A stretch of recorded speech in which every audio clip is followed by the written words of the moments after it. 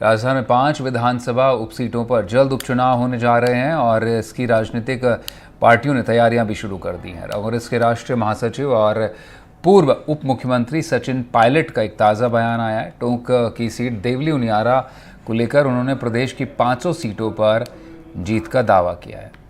उनका कहना है कि जहां जहां उपचुनाव होंगे, इतिहास गवाह है, लगभग हर उपचुनाव में कांग्रेस पार्टी जीत कर आती है। हम पूरी ताकत से लड़ेंगे, बेहतर उम्मीदवार उतारेंगे और प्रचंड बहुमत से जीत का उन्होंने दावा किया है। आपको बताया कि टोंक उनियारा सीट से 2 बार विधायक रहे हरीश मीणा भी उनके साथ रहे और उन्होंने कहा कि चुनाव तो कांग्रेस पार्टी के उम्मीदवार ही लड़ेंगे और पार्टी की तैयारियां पूरी हैं। कांग्रेस की सीट है, कांग्रेस के ही पास रहेगी।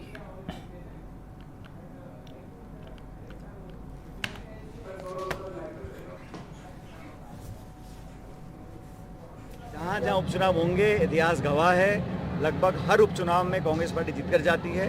इस बार ये पूरी ताकत से हम लड़ेंगे, एक बेहतर उम्मीदवार से हम लोग उतारेंगे और जहाँ जहाँ विधानसभा के उपचुनाव है वहाँ कांग्रेस पार्टी प्रचंड बहुमत देकर जीत कर जाएगी। आपके क्षेत्र में विधानसभा उपचुनाव होना है, उसकी क्या तैयारी है? तैयारी पार्टी करेगी, संगठन करेगा और हमारा प्रयास रहेगा कि कांग्रेस की सीट है, कांग्रेस के पास ही रहे। और रवीश टेलर इस वक्त मेरे साथ मौजूद हैं, उनका रुख करेंगे और टोंक से सीधे जुड़े हुए। रवीश, सचिन पायलट, हरीश मीणा दोनों का ये गढ़ है। टोंक एक तरह से माना जाता है गुर्जर मीणा समीकरण पूरी तरह से कांग्रेस के फेवर में काम किया है लोकसभा चुनाव में। उसी से बड़ी उम्मीदें हैं सचिन पायलट को।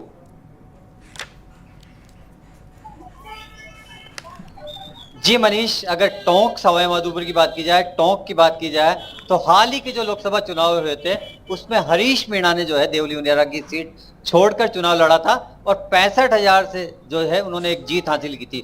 उसके बाद सचिन पायलट से जब इस बारे में सवाल किया गया कि उपचुनाव को लेकर कितनी तैयार है कांग्रेस, तो सचिन पायलट ने कहा कि इतिहास गवाह है कि हम जब जब उपचुनाव हुए हम जीते हैं।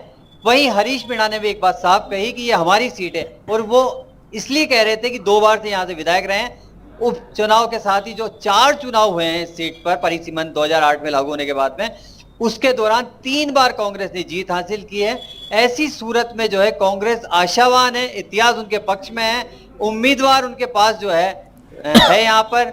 चाहे बात अगर हम भावी उम्मीदवारों की बात की जाए जिन्होंने दावेदारी पेश की है, प्रहलाद गुंजल का नाम सामने आया है, धीरज गुजर का नाम सामने आया है, पूर्व विधानसभा उपाध्यक्ष रामनारायण मीणा का सामने आया है, हरीश मीणा के जो पुत्र हैं हनुमंत मीणा उनका भी नाम सामने आया है, नरेश मीणा का भी नाम सामने आया है। तो एक तरह से एक लंबी फहरिस्त जो है कांग्रेस के पास है। बीजेपी के पास भी जो है यहाँ पर जो है पूर्व विधायक राजेंद्र गुर्जर का नाम चल रहा है, अलका सिंह का नाम चल रहा है, उपाध्यक्ष हैं जो है प्रभुलाल सैनी, उनका नाम उभर कर सामने आया। तो ऐसी सूरत में एक रोचक मुकाबला जो है आने वाले दिनों में जो है इस सीट पर देखने को मिल सकता है। लेकिन जो जातिगत समीकरण की अगर बात करें तो लगभग 3 लाख वोट जो है इस सीट पर हैं। उसमें मीणा और गुजर बाहुल्य जो मतदाता हैं उनकी संख्या ज्यादा है और लगभग 1.25 लाख मतदाता जो है दोनों जातियों के हो जाते हैं।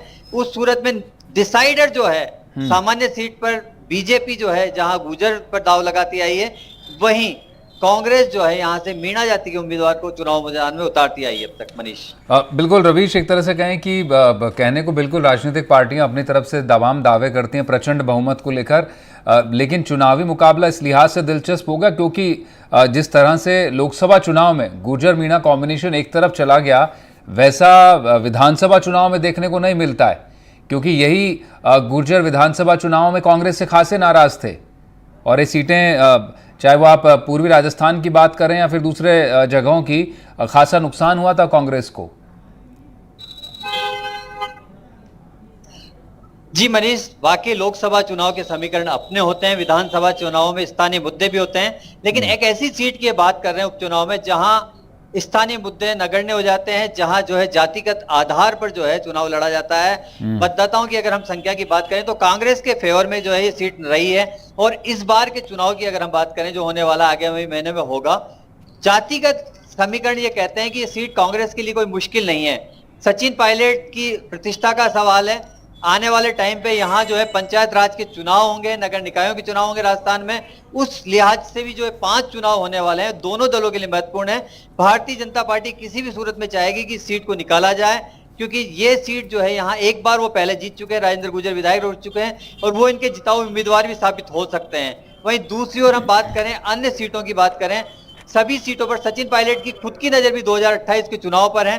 तो वो किसी भी सूरत में नहीं चाहेंगे कि उनके गढ़ में जहां 2 बार जो है विधायक रहे हैं हरीश मीणा, उस सीट को नुकसान हो। और यही है कारण है कि हरीश मीणा ने जो है पूरा जोर लगाया हुआ है। सचिन पायलट लगातार टोंक के दौरे कर रहे हैं और दावा कर रहे हैं कि हम एक बेहतर उम्मीदवार उतारेंगे। अब उम्मीदवार कौन होगा ये देखने वाली बात होगी।